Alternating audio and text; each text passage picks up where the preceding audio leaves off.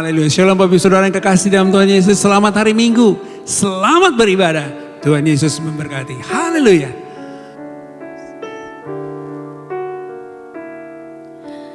Dengan apa kan ku balas segala kebaikanmu? Tak dapat ku mengerti dalamnya kasih-Mu yang terbaik di hidupku. Ku bawa padamu, jadikan ku alatmu Bapa untuk menyenangkan-Mu. Ku bawa hidupku Bapa, ku persembahkan padamu sebagai korban yang kudus dan berkenan padamu. Terima kasih Yesus buat kesempatan yang baru. Hanya ini doaku. Terima kasih Yesus. Yang terbaik di hidupku ku bawa padamu, jadikan ku alatmu Bapa untuk menyenangkan-Mu. Ku bawa hidupku Bapa, ku persembahkan padamu sebagai korban yang kudus dan berkenan padamu. Terima kasih Yesus buat kesempatan yang baru. Hanya ini doaku. Terima kasih Yesus.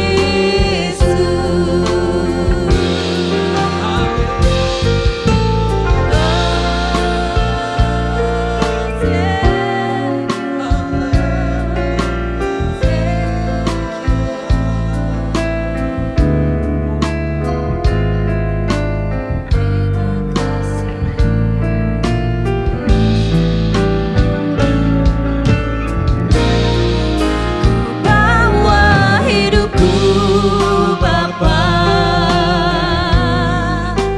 ku persembahkan padamu sebagai korban yang kudus dan berkenan padamu. Terima kasih Yesus buat kesempatan yang baru. Hanya ini doaku. Terima kasih Yesus. Hanya ini doaku. Terima kasih Yesus.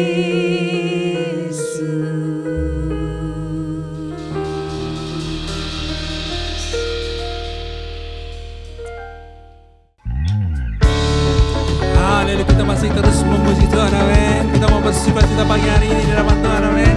So come on, mari kita naikkan pujian ini sama-sama.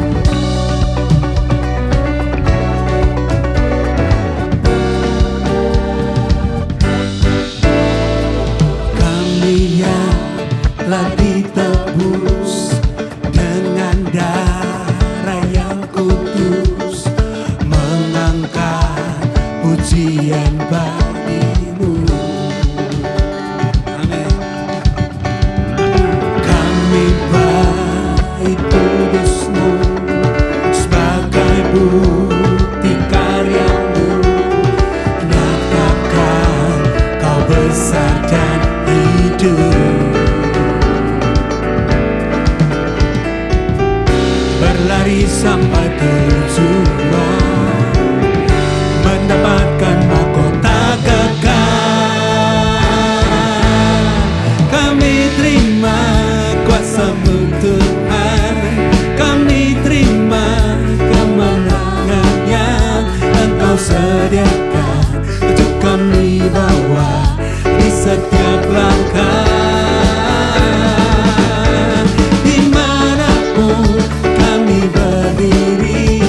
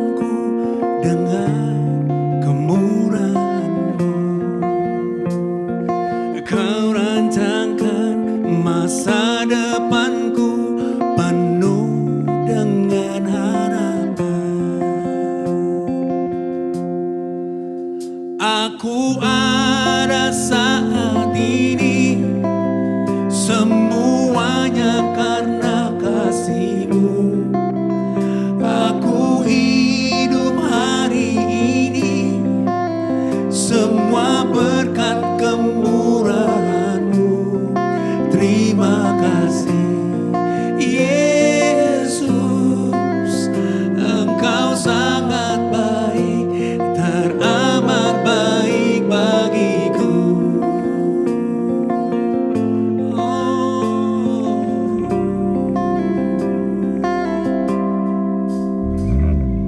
Kau hiasi kehidupanku dengan kemurahan-Mu.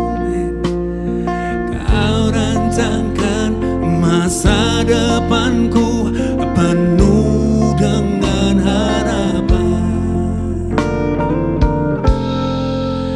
Aku ada saat ini, semuanya karena kasih-Mu.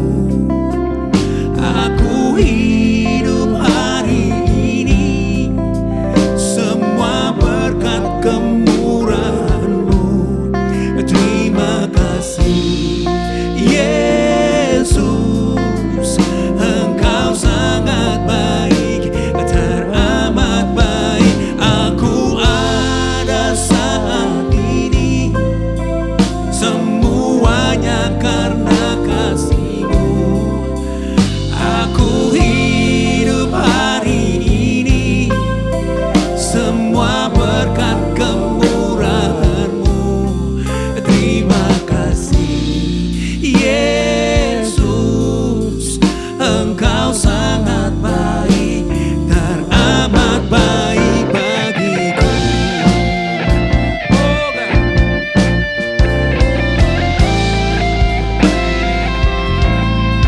Hallelujah,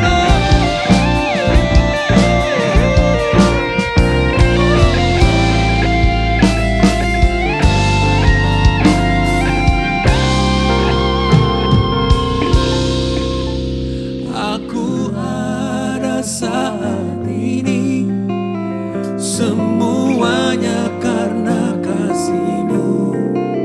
Aku hidup hari ini, semua berkat kemurahan-Mu. Terima kasih Yesus, Engkau sangat baik, teramat baik bagiku.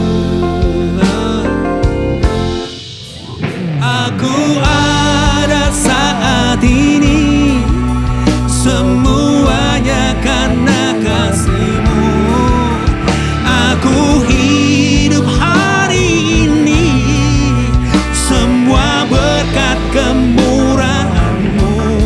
Terima kasih Yesus, Engkau sangat baik, teramat baik. Aku ada saat ini, semuanya karena kasih-Mu. Aku hidup hari ini, semua berkat kemurahan-Mu. Terima kasih Yesus, Engkau sangat baik, teramat baik bagiku. Yesus, Engkau sangat baik, teramat baik bagiku.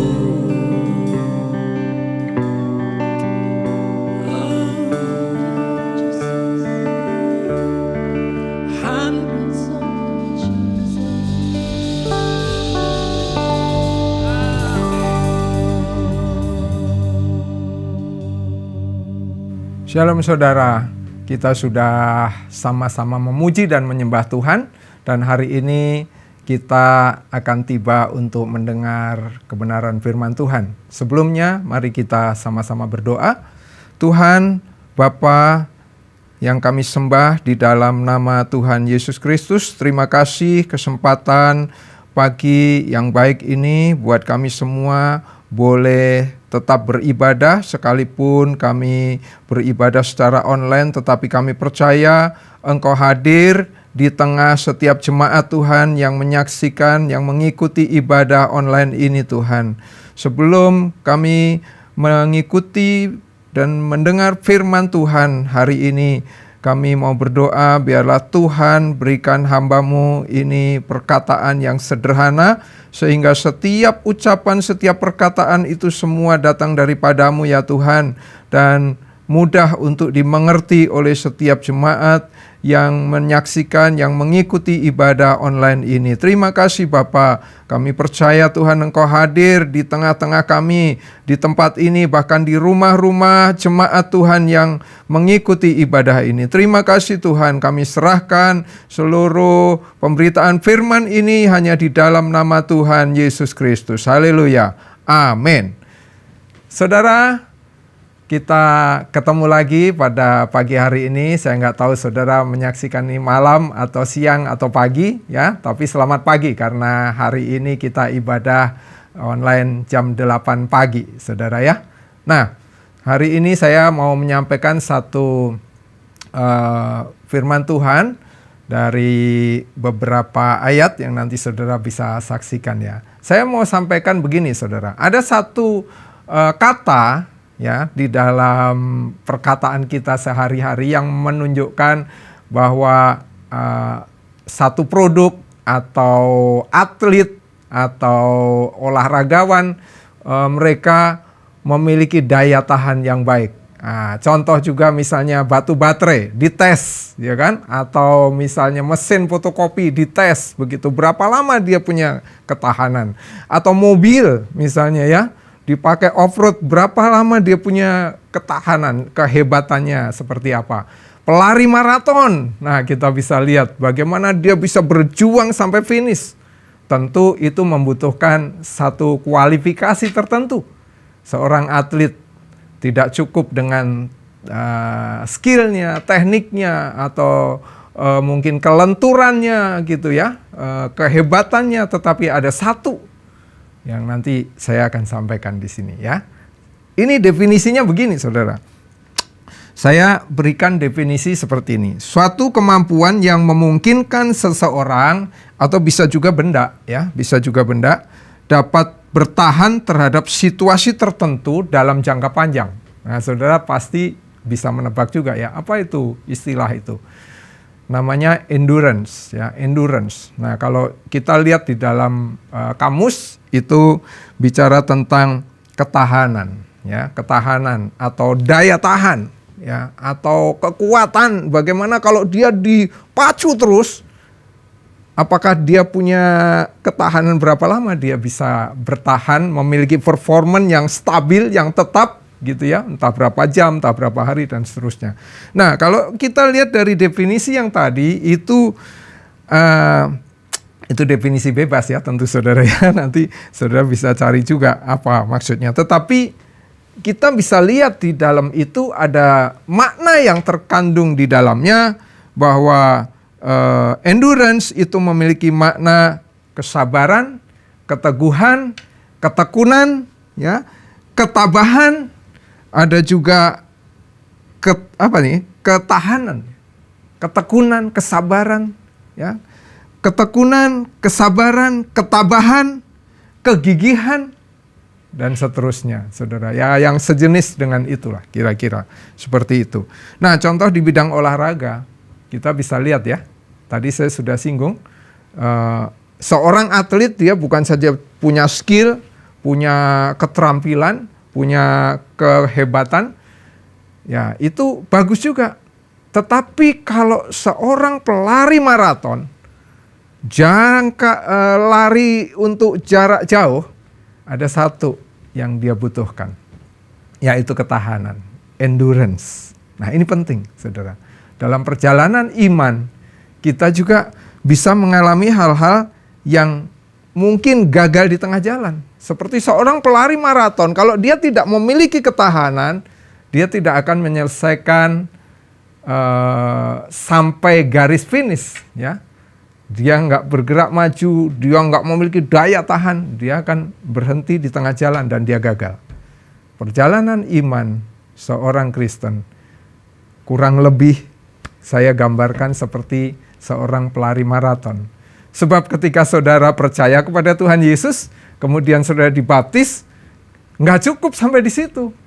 Saudara perlu berjuang mempertahankan keselamatan yang saudara sudah terima, ya. Nah, kita lihat nih ya.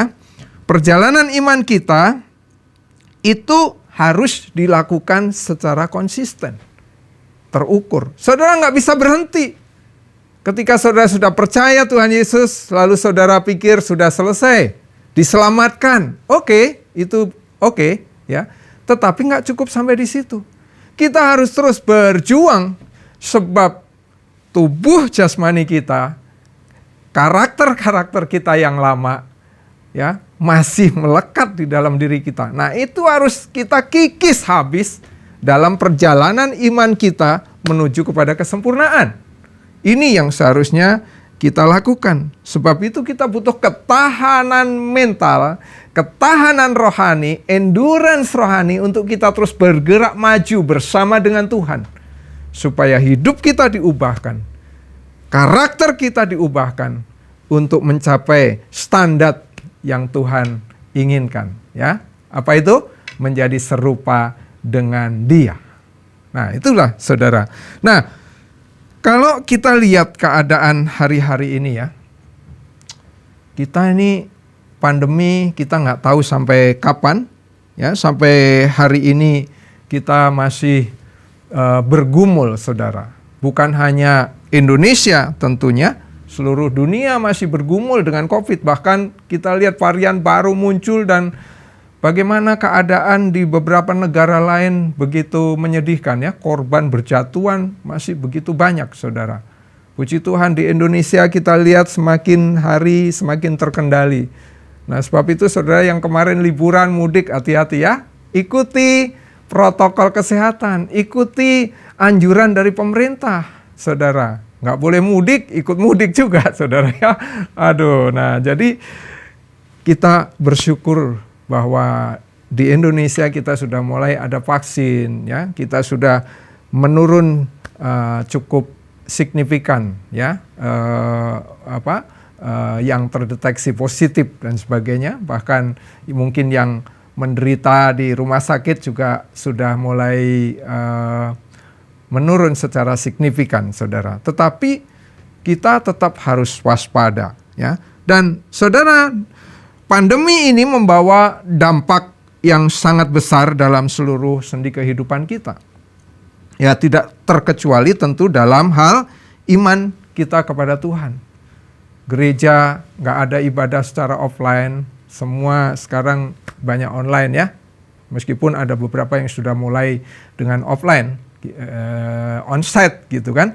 Tetapi masih banyak juga yang melakukannya dengan online gitu, saudara. Nah, orang yang memiliki ketahanan ini seperti pelari maraton, jarak jauh, ya kan? Dan waktu yang lama, kita butuh endurance, kita butuh daya tahan.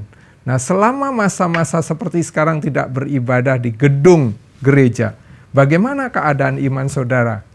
Bagaimana keadaan kita hari-hari ini?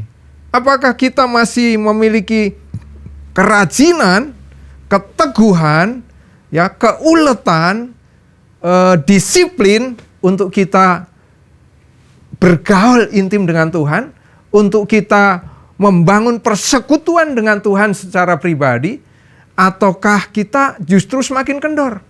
Kita lihat banyak orang di luar yang, aduh, kita ibadah bisa nanti-nanti ya, sekarang kita melakukan hobi kita dulu, toh waktunya bebas, kita bisa nonton kapanpun, ya. Ibadah kepada Tuhan tidak menjadi prioritas utama. Membaca firman tidak menjadi prioritas utama lagi. Atau saudara masih tetap bertahan dengan tetap tekun, dengan tetap teguh, dengan tetap ngotot, ya, bertahan untuk terus mencari Tuhan, belajar sungguh-sungguh mengenal Tuhan dengan baik. Nah, ini yang jadi masalah, saudara. Ya, sebab itu saya bagikan hari ini seperti ini. Hanya orang-orang yang bertahan sampai akhir yang bisa mencapai kemenangan. Nah, saya mau baca firman Tuhan begini, Matius 24 ayat yang ke-13. Firman Tuhan katakan demikian. Tetapi orang yang bertahan sampai pada kesudahannya akan selamat. Ya. Orang bertahan sampai kesudahannya. Dia memiliki endurance. Saudara, firman Tuhan ini judulnya adalah permulaan penderitaan. Ya, permulaan penderitaan. Tuhan Yesus itu menyampaikan pesan kepada para murid. Saya catat ada 8 poin pokok yang sangat penting yang disampaikan Tuhan. Saya nggak bahas ini, tetapi saya cuma mau sebutkan aja. Di dalam Matius 24 ayat yang ketiga sampai ayat yang ke-14. Nah, ada 8 poin ini yang menjadi catatan penting buat kita, ya. 1, waspada akan ada penyesatan. 2, ada deru perang dan kabar tentang perang. 3, akan ada kelaparan dan gempa bumi di berbagai tempat. Akan ada aniaya. Para murid akan disiksa, dibunuh, dibenci semua bangsa karena namanya. Banyak orang yang akan murtad, saling menyerahkan dan saling membenci. Akan muncul nabi palsu dan menyesatkan banyak orang. Kedurhakaan bertambah. Sebaliknya, kasih kebanyakan orang akan menjadi dingin. Yang ke-8, Injil Kerajaan Allah akan diberitakan di seluruh dunia menjadi kesaksian bagi semua bangsa.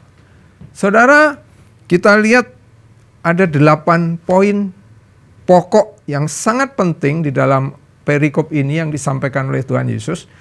Jadi ini bukan hanya bicara sesuatu yang akan terjadi kepada para murid pada saat itu, tetapi ini juga bicara tentang pesan eskatologis di dalamnya, saudara. Sebaliknya juga ini bukan sekedar pesan eskatologis nanti, buat nanti, ya, nanti akhir zaman, bukan sekedar itu, tetapi juga pada saat itu ketika Tuhan Yesus menyampaikan itu, tidak lama itu akan digenapi. Kita kalau lihat sejarah, ya, kita pelajari bagaimana para murid, bagaimana para rasul mereka mengalami apa yang disampaikan oleh Tuhan Yesus ini. Dan saudara, pesan ini tentu juga menjadi menjadi pesan buat saudara dan saya bahwa situasi ini bisa terjadi dan terus terjadi dan terus terjadi di setiap zaman sampai pada akhirnya, sampai kedatangan Yesus kembali yang kedua kali. Itu akan terus terjadi. Makanya nggak heran saudara, di belahan dunia tertentu terjadi persekusi, terjadi intimidasi, ya, terjadi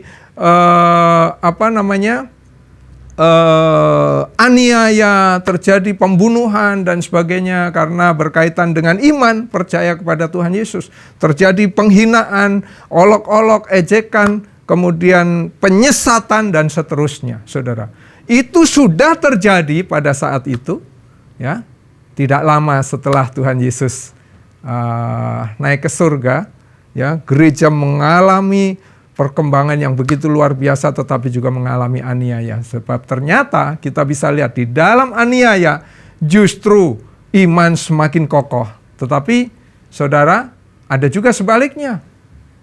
Orang bisa meninggalkan pelayanan. Orang lebih parah lagi bisa meninggalkan Tuhan karena 2 hal. 1, karena aniaya yang berat. Ada orang yang meninggalkan Tuhan. Ya, masalah, pergumulan, pencobaan, kesulitan, kesukaran. Ada orang yang tetap bertahan, tetapi ada orang yang meninggalkan Tuhan. Ada orang yang tetap kuat di dalam Tuhan, justru imannya semakin kokoh, semakin menyala, tetapi ada orang yang meninggalkan Tuhan, meninggalkan pelayanan. Begitu ada masalah, dia tinggalkan. Nah, yang kedua, orang meninggalkan pelayanan atau meninggalkan Tuhan yang lebih parahnya karena dia mengingini atau tertarik dengan daya tarik dunia. Orang silau dengan daya tarik dunia. Orang bisa meninggalkan Tuhan karena uang. Orang bisa meninggalkan Tuhan karena jabatan. Orang bisa meninggalkan Tuhan karena pasangan hidup. Orang bisa meninggalkan Tuhan karena banyak hal. Bisa kedudukan dan sebagainya, saudara.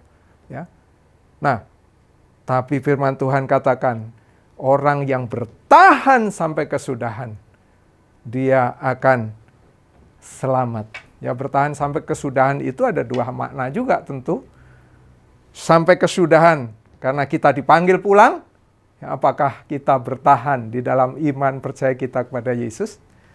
Atau ya ada orang-orang tertentu yang mengalami ketika Tuhan datang, dia masih diizinkan untuk mengalami itu, ya, bisa hidup atau bisa masih hidup di zaman itu, bisa juga. Jadi, tapi bisa juga karena ya kita meninggal, ya kan? Itu kesudahan juga buat saudara dan saya. Apakah kita masih bertahan dengan itu? Nah, ini adalah ujian iman, ya. Pandemi ini juga ujian karena banyak orang mengalami kesulitan, kesukaran dan sebagainya, ya. Pergumulan hidup, waduh, luar biasa, saudara. Banyak PHK, banyak orang kehilangan pekerjaan, banyak orang kehilangan bisnisnya dan sebagainya, ya, karena situasi seperti ini. Inilah ujian buat saudara dan saya, mungkin juga buat banyak orang. Apakah kita masih sanggup bertahan dalam situasi seperti ini? Bagaimana supaya kita bisa bertahan menghadapi situasi seperti ini, saudara, ya? Nah, tadi saya sudah katakan supaya kita memiliki endurance sebagaimana Tuhan Yesus sendiri mengatakan bahwa orang yang bertahan sampai kesudahan, dia akan diselamatkan. Nah, saya bagi 2 poin saja. Yang pertama, bagaimana supaya kita memiliki endurance, daya tahan di dalam pengiringan kita kepada Tuhan. Yang pertama, tinggal di dalam Yesus. Yohanes 15 ayat yang kelima dikatakan, "Akulah pokok anggur dan kamulah ranting-rantingnya. Barang siapa tinggal di dalam aku dan aku di dalam dia, ia berbuah banyak, sebab di luar aku kamu tidak dapat berbuat apa-apa." Saya mau stressing di poin yang terakhir ini, saudara. Di sana dikatakan, sebab di luar aku kamu tidak dapat berbuat apa-apa. Saudara, kalau kita keluar dari Tuhan, maka kita tidak bisa berbuat apa-apa. Tanpa Tuhan, kita tidak bisa berbuat apa-apa. Sebab itu firman Tuhan katakan, supaya kita tetap tinggal di dalam Dia. Supaya kita tetap nyantol di dalam Dia. Ini artinya bahwa kekristenan bukan sekedar kita memiliki agama. Bukan sekedar beragama, saudara. Sebab kalau kita sekedar beragama Kristen, maka kita bisa jatuh dalam fanatisme yang sempit, saudara, ya. Kita bisa jadi seperti orang Farisi, kita bisa menjadi seperti ahli Taurat dan sebagainya, saudara, ya. Kita jatuh pada fanatisme sempit. Sebab nggak heran, sebab itu nggak heran kalau ada orang yang untuk membela agamanya, dia rela mati konyol. Ada kan yang seperti itu, saudara, ya. Mati konyol karena membela agama. Karena orang baru sebatas beragama. Kekristenan tidak bicara sekedar beragama, saudara. Tetapi tinggal di dalam Dia itu bicara tentang hubungan. Tinggal di dalam Dia itu bicara tentang hubungan yang karib, hubungan yang intim, hubungan yang dekat. Bagaimana supaya kita bisa mengenal Allah yang kita sembah. Bagaimana supaya kita bisa mengenal Dia, Tuhan Allah yang kita sembah. Nah, ini bicara tentang hubungan. Sebab itu firman Tuhan katakan, kalau kamu bilang kamu mengenal Dia, tetapi kamu tidak tinggal di dalam Dia, itu omong kosong.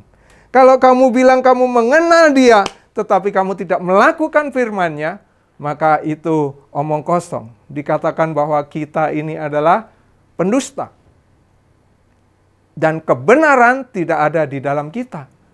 Ya, jadi orang yang tinggal di dalam Kristus, orang yang tinggal di dalam pokok anggur, berarti dia memiliki hubungan yang dekat dengan pokok anggur itu.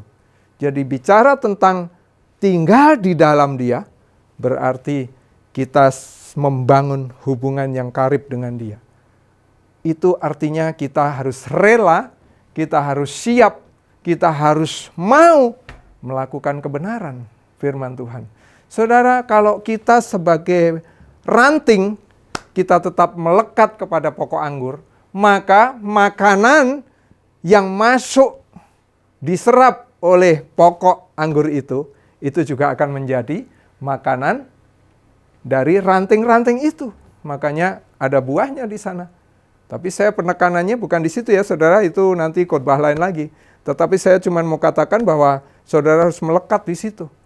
Karena makanan dari pokok anggur ini yang dimakan, yang diserap lewat akar dan menjadi makanan pokok, itu akan disalurkan kepada ranting-ranting yang masih menempel, masih melekat saudara. Maka firman Tuhan katakan begini, makananku ialah melakukan kehendak Dia yang mengutus aku dan menyelesaikan pekerjaannya. Yohanes 4 ayat yang ke-34. Orang yang tinggal di dalamnya, orang yang diam di dalam pokok anggur itu, maka dia juga harus memiliki makanan sebagaimana makanan yang diserap oleh pokok anggur itu. Ranting akan menerima makanan yang sama. Sebab itu ini yang harus kita lakukan. Ya. Melakukan pekerjaan Dia yang mengutus aku dan menyelesaikan pekerjaannya. Orang yang tinggal di dalam Dia berarti dia harus siap sedia melakukan kehendak Dia, ya. 1 Yohanes 2 ayat 3 sampai 6 dikatakan begini, dan inilah tandanya bahwa kita mengenal Allah, yaitu jikalau kita menuruti perintah-perintahnya. Barang siapa berkata aku mengenal Dia tetapi ia tidak menuruti perintah-perintahnya, ia adalah seorang pendusta dan di dalamnya tidak ada kebenaran. Tetapi barang siapa menuruti firman-Nya, di dalam orang itu sungguh sudah sempurna kasih Allah. Dengan itulah kita ketahui bahwa kita ada di dalam Dia. Barang siapa mengatakan bahwa ia ada di dalam Dia, ia wajib hidup sama seperti Kristus telah hidup. Ini tuntutan firman. Kalau kita katakan kita mengenal Dia, tentu kita harus memiliki kesediaan untuk melakukan setiap kebenaran firman Tuhan. Itu berarti kalau kita lakukan maka kita tinggal di dalam Dia. Sebab kalau kita di luar Dia, tanpa Dia, kita tidak bisa berbuat apa-apa. Saudara, luar biasa ya. Nah, itu dia. Saudara, yang kemudian kita lihat poin 2. Oh, tunggu. Begini. Gaya hidup yang seperti Kristus itu tentu nggak bisa langsung, instan, sekejap, nggak bisa. Ya. Ketika kita percaya kepada Tuhan Yesus, dibaptis, lalu berubah semua. Enggak. Harus ada kesediaan untuk diproses. Kesediaan untuk diubahkan. Lewat apa? Lewat kebenaran firman. Sebab itu kita harus bergaul dengan firman, membaca firman dengan sungguh-sungguh, merenungkan firman dengan sungguh-sungguh, dan memiliki kesediaan hati yang siap untuk diubahkan mengikuti apa yang difirmankan Tuhan dalam hidup kita. Dari situ karakter kita diubahkan, tabiat kita yang lama diubahkan. Ya, saudara nggak bisa selesai begitu percaya dibaptis selesai, udah selamat hore, nggak cukup. Saudara harus mengikuti proses. Itulah seorang pelari maraton. Sampai kesudahannya, kita harus terus mengikuti proses. Hati kita diubahkan, karakter kita diubahkan, terus diubahkan. Sampai menjadi serupa dengan Kristus. Ya, saudara. Jadi tidak cukup dengan itu. Maka butuh endurance. Butuh ketahanan. Butuh daya tahan. Apapun yang terjadi. Kesulitan, ya, daya tarik dunia, nggak pusing, saudara. saudara tetap fokus kepada Tuhan. Bagaimana Tuhan memimpin saudara, apa yang menjadi kehendak Dia, itulah yang kita ikuti. Saudara, ketika kita bertahan dengan itu, maka firman Tuhan katakan, orang yang bertahan, dia akan diselamatkan. Luar biasa. Yang kedua, ya ini dia. Kenakanlah perlengkapan rohani. Ya, cukup 2 aja saudara ya. Nggak usah panjang-panjang. Efesus 6 ayat 11 dikatakan begini. Kenakanlah seluruh perlengkapan senjata Allah. Supaya kamu dapat bertahan melawan tipu muslihat iblis. Ayat yang ke-14 sampai ayat yang ke-17. Apa itu perlengkapan senjata Allah? Nah, ini dia. Berikat pinggangkan kebenaran, berbaju sirahkan keadilan, berkasutkan kerelaan untuk memberitakan Injil damai sejahtera. Saudara, memberitakan Injil tidak harus berkhotbah, tetapi melalui kelakuan kita, melalui sikap kita, melalui hidup kita, orang akan melihat ini murid Kristus luar biasa. Orang Kristen yang begini. Jangan saling menghujat saudara. Ya, jangan saling mencaci maki. Saya sedih banget ya. Kalau kita harus saling mencaci maki, apalagi kita lihat di YouTube ya, begitu terbuka sekarang semua orang bisa lihat. Maka firman Tuhan itu digenapi luar biasa. Tadi yang kita baca poin yang terakhir yang ke-8. Maka Injil kerajaan Allah itu akan diberitakan di seluruh dunia. Sekarang sudah terjadi. Semua orang bisa mengakses YouTube. Maka kalau kita buat YouTube, ya siarkanlah berita-berita yang baik, berita yang membangun. Jangan berita hoax. Jangan caci maki. Jangan saling hujat. Jangan saling menjatuhkan. Saudara, YouTube, apa itu namanya, video apapun, ya bisa dilihat, diakses oleh seluruh dunia. Inilah sarana seharusnya untuk memberitakan Injil kerajaan Allah, bukan untuk mencaci maki orang lain, apalagi yang seiman, saudara. Tetapi di situ seharusnya Injil kerajaan Allah diberitakan di seluruh dunia. Ini kesempatan yang terbaik. Justru pandemi ini ternyata juga ada maksud Tuhan di sana, saudara ya. Kemarin-kemarin sebelum ini, saudara mungkin sedikit sekali hamba-hamba Tuhan yang masuk di YouTube ya. Tapi sekarang saudara lihat yang namanya firman Tuhan bertebaran luar biasa. Tetapi saudara ingat ya, tadi di dalam 8 poin yang tadi saya sudah sebut, hati-hati ya kan. Ada penyesatan, ada nabi palsu, ada pengajar palsu dan sebagainya. Saudara harus pintar, harus cerdas, harus mengenal Allah yang benar, mengenal firman Tuhan yang benar. Makanya saya sedih banget kalau orang Kristen nggak pernah baca Alkitab. Aduh, ngeri saudara ya. Maka mudah sekali orang yang tidak mengenal kebenaran, mudah sekali diprovokasi, mudah sekali mendengar berita hoax langsung meledak, saudara. Mengerikan ya.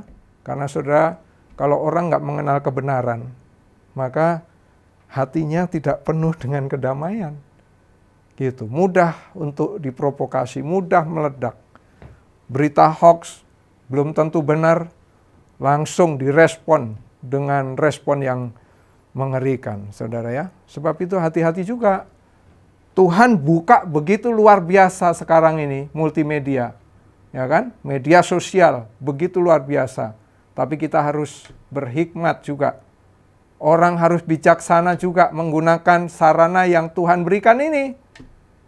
Ini harusnya menjadi sarana pemberitaan Injil kerajaan Allah. Supaya seluruh dunia dijangkau Injil. Karena semua orang bisa melihat. Orang bisa menyaksikan. Pengajaran-pengajaran yang benar. Pengajaran yang membangun. Pengajaran yang mengubahkan orang. Pengajaran yang memberkati orang. Ini seharusnya yang disampaikan melalui media sosial. Yang sekarang ini begitu terbuka dengan bebasnya, saudara. Ya. Nah, jadi saudara kita lihat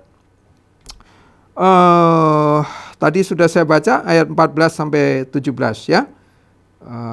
berikat pinggang kebenaran, berbaju sirah keadilan, berkasutkan kerelaan untuk memberitakan Injil damai sejahtera, pergunakan perisai iman, mengenakan ketopong keselamatan dan pedang roh, yaitu firman Allah.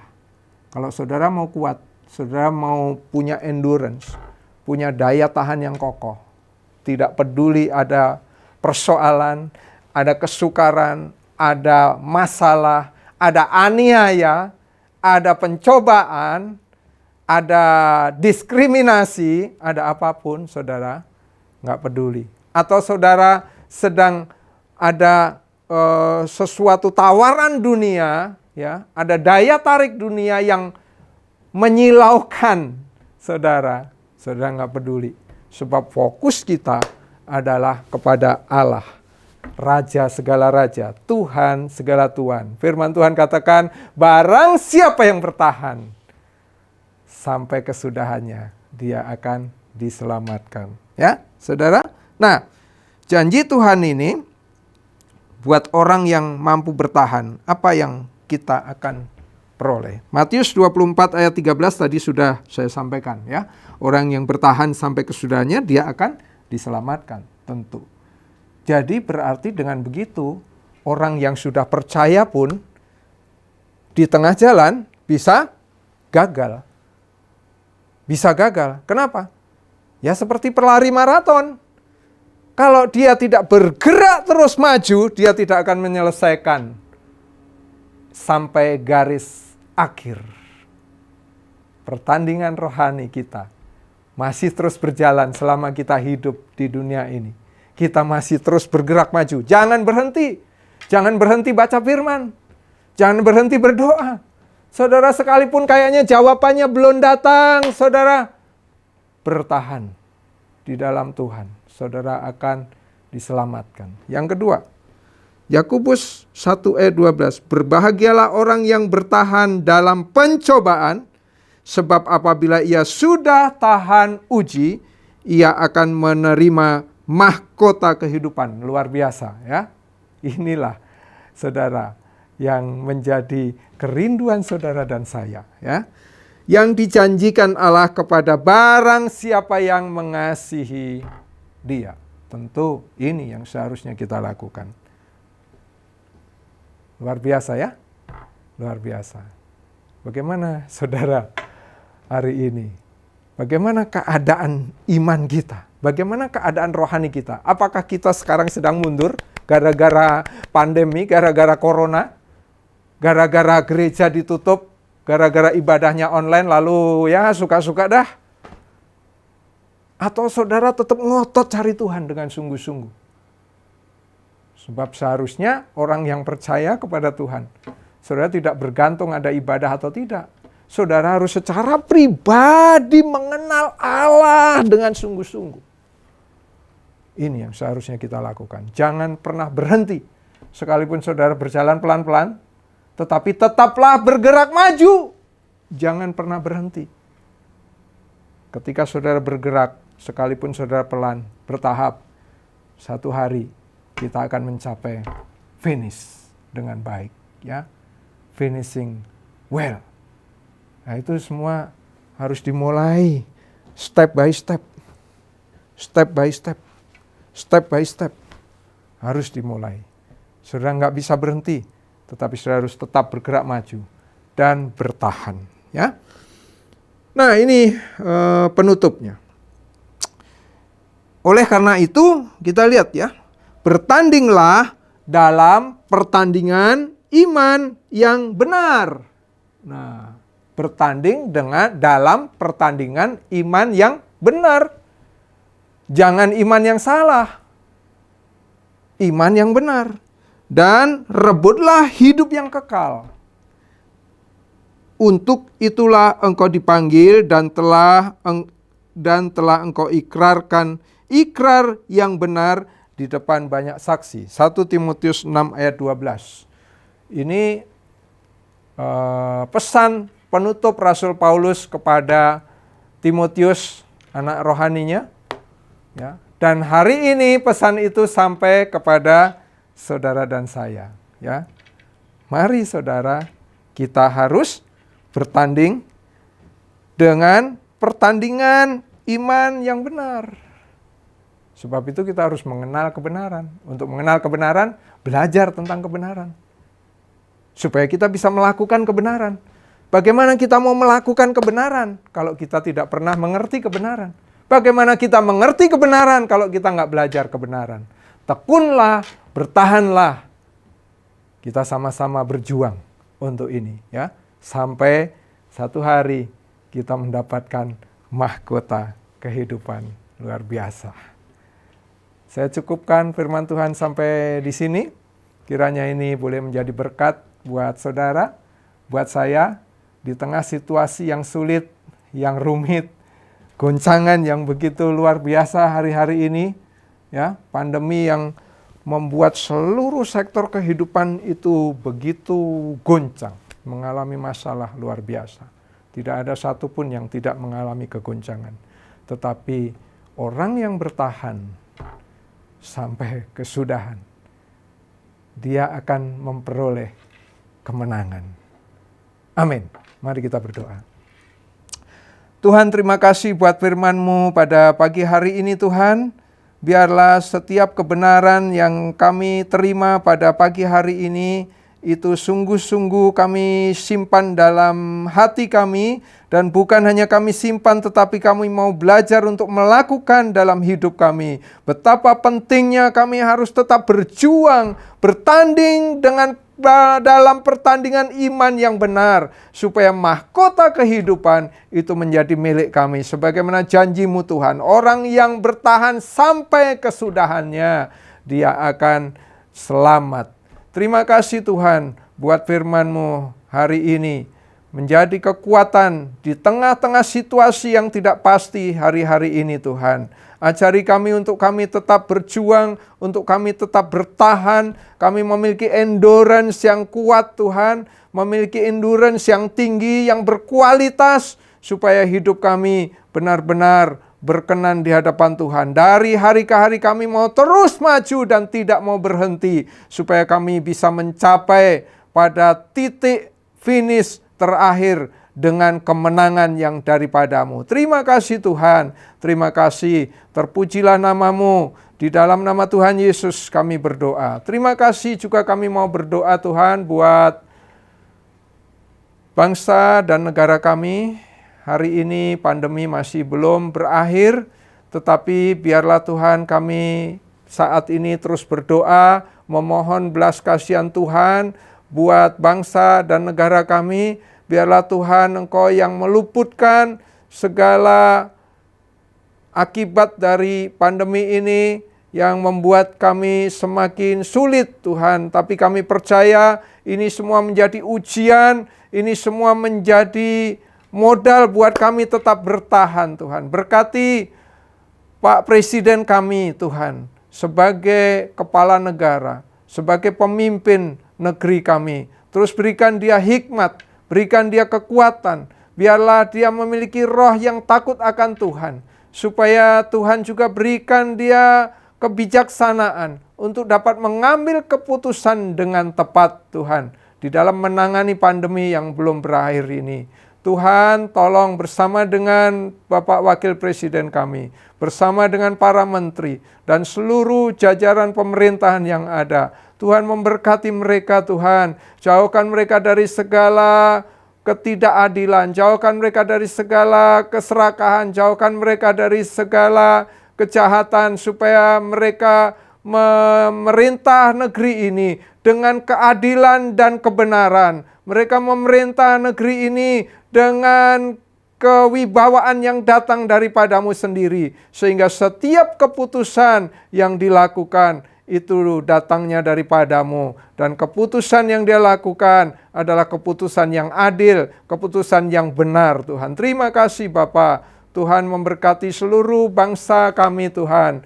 Di tengah-tengah pergolakan yang luar biasa, kami tetap boleh memiliki kesabaran, ketekunan. Mungkin banyak yang mengalami kesulitan, tetapi biarlah ketika kami mendengar firman ini, kami tetap kuat dan kami tetap memiliki iman yang kokoh. Terus menaruh pengharapan kami hanya kepada Tuhan. Kami percaya Tuhan pasti akan melalukan setiap kesukaran-kesukaran yang ada, membawa kami menjadi dewasa Tuhan, untuk kami tetap bertahan, untuk kami tetap kuat. Terima kasih Bapa, terima kasih Tuhan, Engkau yang terus memberkati bangsa ini. Jauhkan segala hal-hal yang jahat atas bangsa ini, perpecahan, Tuhan luputkan dari perpecahan, luputkan dari disintegrasi Tuhan. Bahkan setiap rancangan-rancangan yang jahat untuk memecah belah bangsa ini, Tuhan kami tolak semua di dalam nama Tuhan Yesus Kristus. Biarlah bangsa ini tetap bersatu, bangsa ini tetap kokoh, bangsa ini semakin hari semakin maju ya Tuhan. Terima kasih Bapa, terima kasih. Terpujilah nama-Mu ya Tuhan. Di dalam nama Tuhan Yesus kami berdoa. Biarlah kami akhiri ibadah kami pada pagi hari ini Tuhan. Dan segala berkat yang terbaik Tuhan Engkau curahkan buat kami semua. Baik hamba-Mu, baik setiap jemaat Tuhan yang mengikuti ibadah ini di rumah mereka masing-masing. Turunlah berkat, kasih karunia, damai sejahtera dari Allah Bapa. Dan kasih cinta penebusan yang sempurna dari Tuhan Yesus, penghiburan penyertaan yang manis dari Roh Kudus ada di dalam kami semua. Kami beroleh itu semua dengan berlimpah-limpah. Di dalam nama Tuhan Yesus kami berdoa, kami mengucap syukur. Haleluya. Amin. Terima kasih saudara, sampai ketemu pada kesempatan yang lain. Tuhan Yesus memberkati.